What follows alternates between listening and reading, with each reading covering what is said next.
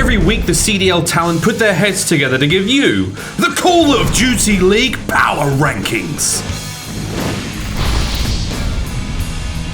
The Seattle Surge fall from number 10 all the way to the bottom of the Talent Power Rankings.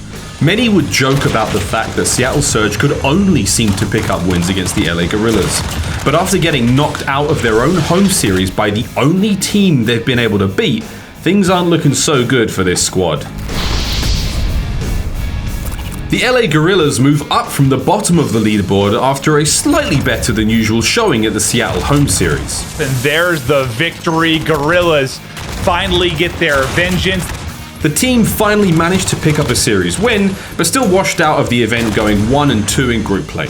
They still have yet to break into the top 4 at an event and are desperately looking to pick up some CDL points while they still can.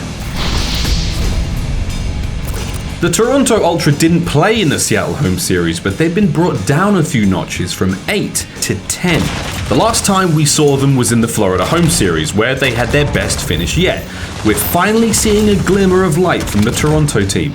We'll see if they can keep shining when they return for the next event, the Minnesota Home Series. Number 9. Paris Legion. They didn't get very far in the Seattle Home Series, but the fact that they kept it close against some of the tournament's toughest teams is a good sign for this squad. They somehow have to get it through the tire shop, but they can't do it. It's clear that the talent is there, but unless they start playing more consistently, it's going to be a rough second half of the season for Paris.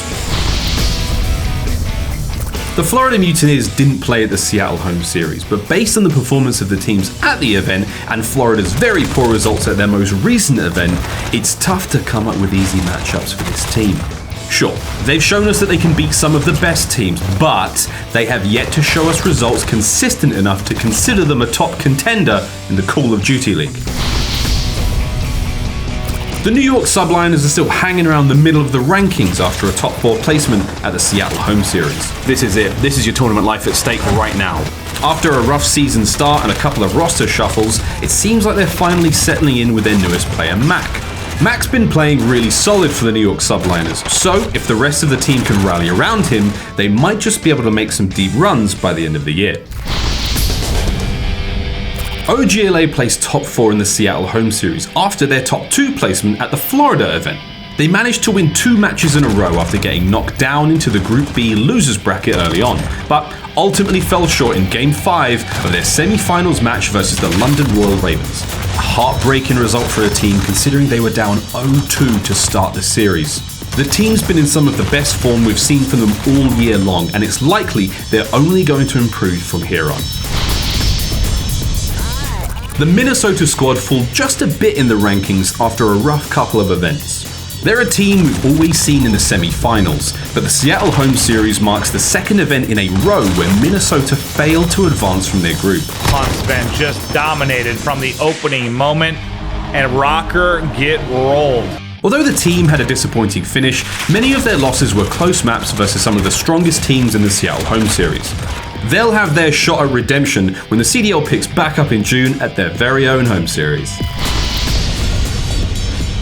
The Ravens ascend to 4th from 9th place after their best event yet.